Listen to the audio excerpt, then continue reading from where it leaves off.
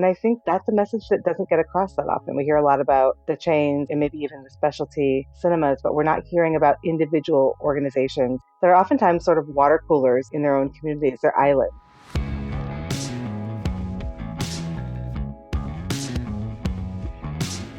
This is the Box Office Podcast. I'm Daniel Luria, the editorial director of Box Office Pro, the pulse of theatrical exhibition.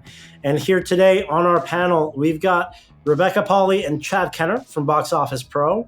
And providing an update on our forecasting, we've got Romeo Duchesne from the Box Office Company going over this weekend at the box office and what we can expect. In our feature segment this week, Rebecca Pauley speaks to Leila Meadow-Connor, the board head of Art House Convergence. They just released a new survey of art house audiences, the art house business. What do we have coming up here on the feature, Rebecca? Yeah, well, it's been a busy couple months for Art House Convergence. They had Index, their trade show kind of successor to the old Art House Convergence pre-pandemic. They had Art House Cinema Day, and as you said, they've released this survey that really showcases the health of the independent sector of the industry. So we just wanted to kind of bring her on and have a conversation about all the various things that have been happening for AHC these last few weeks. Yeah, great to get a catch up on the specialty market. If I sound like I just smoked 3-pack of cigarettes, I didn't. It sounds like it, but no, my baby is sick, which means I am sick. I'm in the monthly cold schedule. Let's kick off the episode with the news, going over a big rebrand in the world of concessions. Chad, the largest concessions trade group is rebranding. Yeah, the National Association of Concessionaires, or NAC, has announced plans to rebrand as Entertainment, Food, and Beverage Association, which will be EFBA for short. They've updated their mission statement, and really the name change is aiming to better reflect the diverse needs of operators and the suppliers. Makes sense. I mean, they used to be a trade group for pretty much exclusively the movie theater concessions, and they branch out, and now it's concessions in hospitality, like zoos and museums or sports stadiums, and now they bring it around even further because, you know, as we know, in the movie theater concessions world, the popcorn and sodas and quote unquote concessions are only part of the story now. We got a lot of dine-in, we got a lot of entertainment center stuff going on, so I think it's a good move. Big evolution in that side of the business. Elsewhere, here in New York City, we've got an update on a big renovation in one of the most important multiplexes in New York. Yeah, that is the Alamo Drafthouse in downtown Brooklyn, the first one that opened in New York, and I think Alamo's highest traffic movie theater that they have in the country. But yeah, they've been renovating it for quite a long time. They have finished those renovations and brought back 5 additional theaters, which I always think it's a good thing. Clearly, they put the numbers in. They've run the numbers to see that this theater could really benefit from a big boost. So yeah, I don't live 20 minutes away from it anymore, which is sad. I'm excited to go back. It was the first Alamo to open in the New York City area, and I think it made a really big impact here in the movie-going scene. First and best. Yeah, definitely at least the horror nerd community that latched on right away.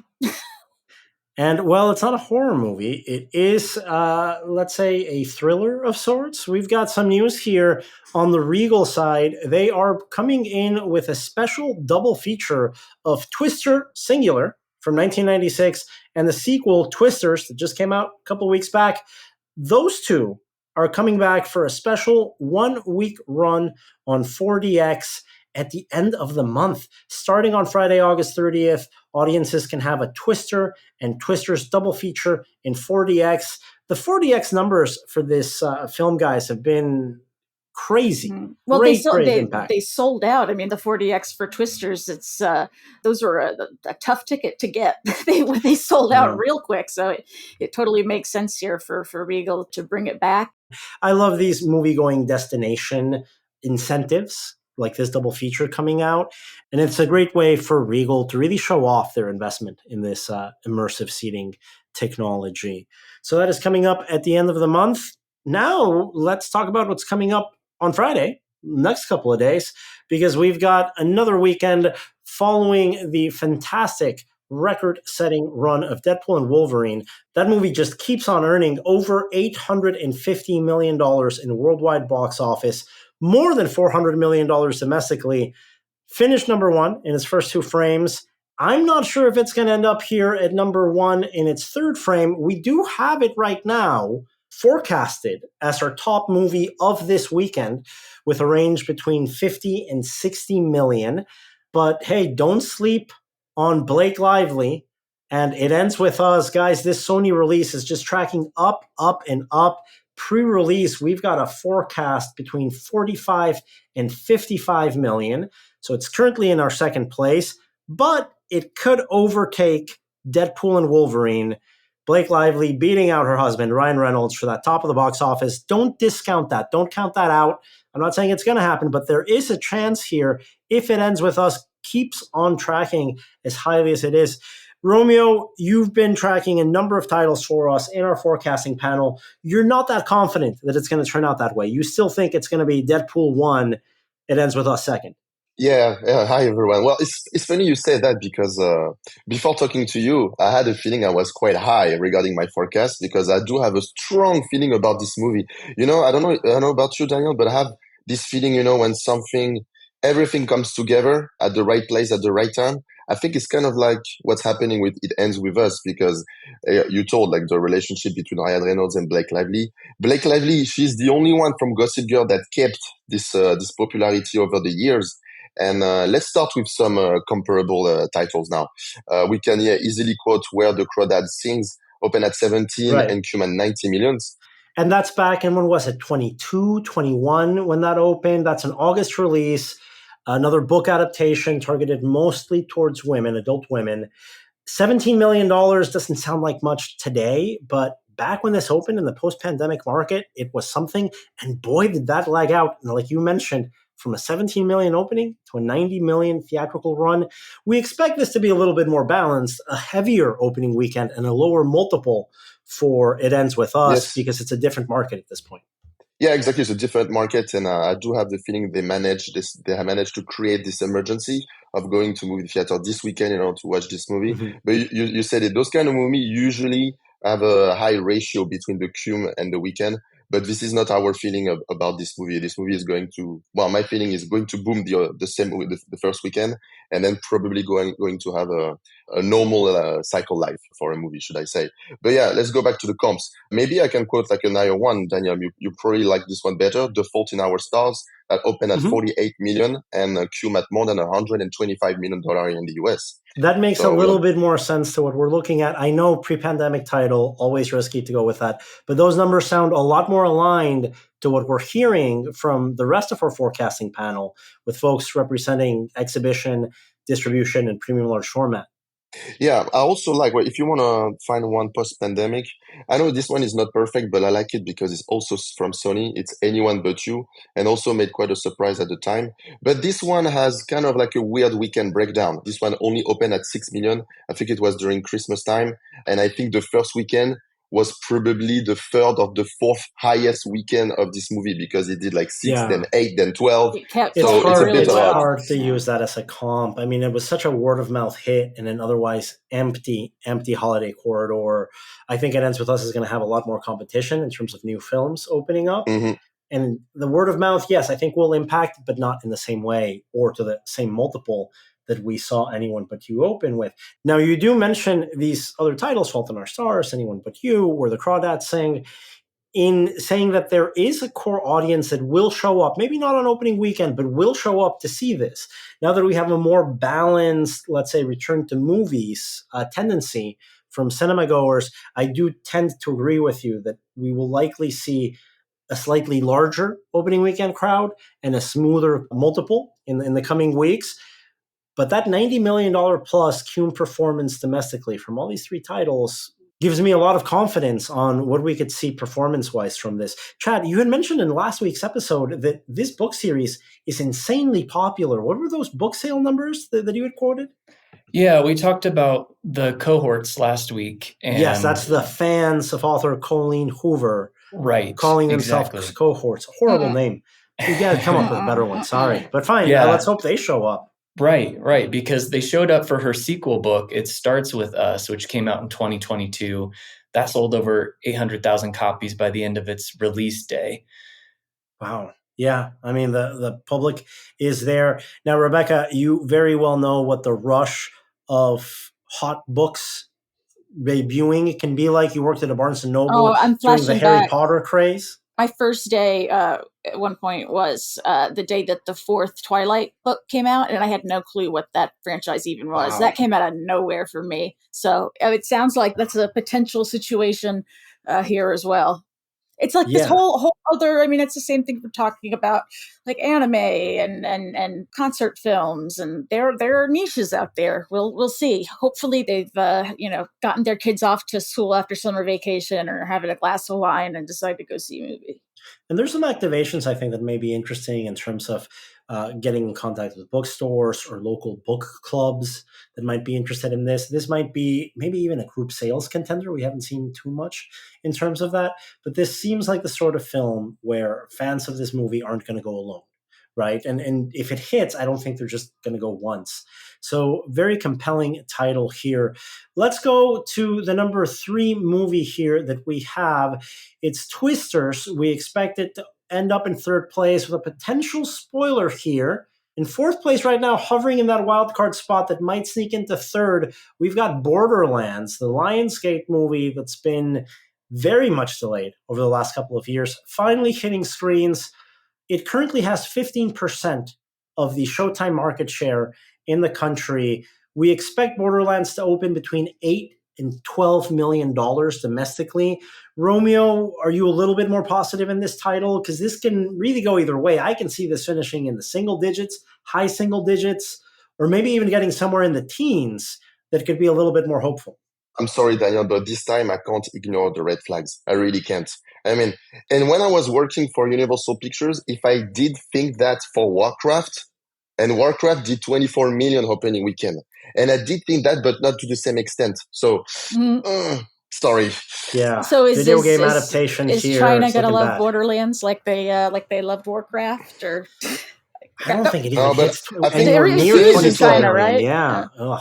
the thing is, it's like you come out after Deadpool Wolverine that has this edgy vibe. You need edgy vibe nowadays for sci-fi and action. So, and I don't feel that way. I don't feel it from Borderlands. But let's talk about data and comps. I can also quote Tomb Raider that was released pre-pandemic that did 24 million opening weekend. That's But the let's Alicia not, Vikander remake, obviously, yes, not the Angelina yeah. Jolie one. Yeah.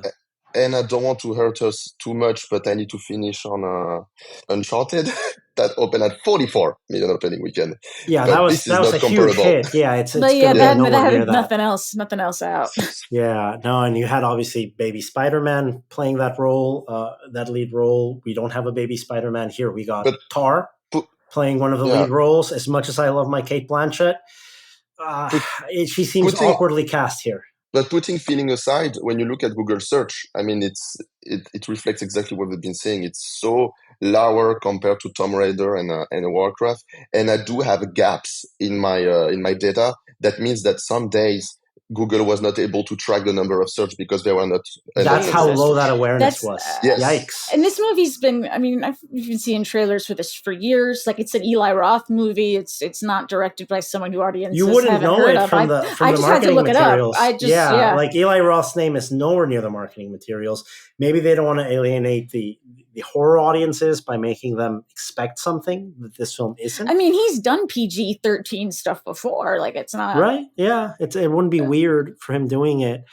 Very, very odd. Now, I did see a big push on this for Comic-Con. I'm hoping that crowd shows up and supports the film, but we really have very low expectations at this point prior to release. We're all rooting for it to overperform, by the way. We don't want to gang up on this.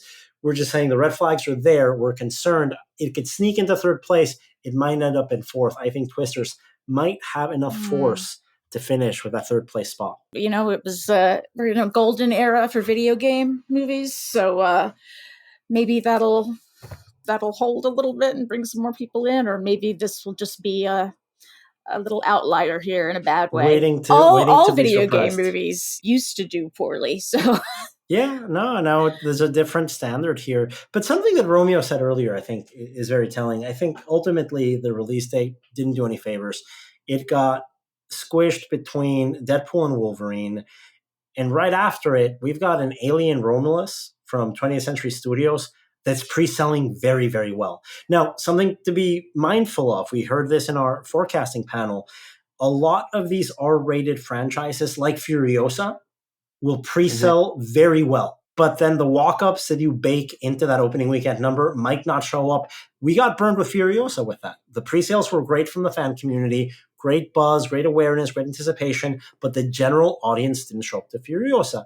Now, Alien Romulus, every indication we have here 2 weeks out is positive, but we'll have a much better outlook on how that opens in next week's episode, where we will go over our final forecast for Alien Romulus, and we will bring our friend and colleague, Ross Fisher, to go over the entirety of the box office history of the Alien movies, including those Alien versus Predator movies that I will watch between now and tomorrow. I am not looking forward to that exercise, but I'm getting paid for it, so why not?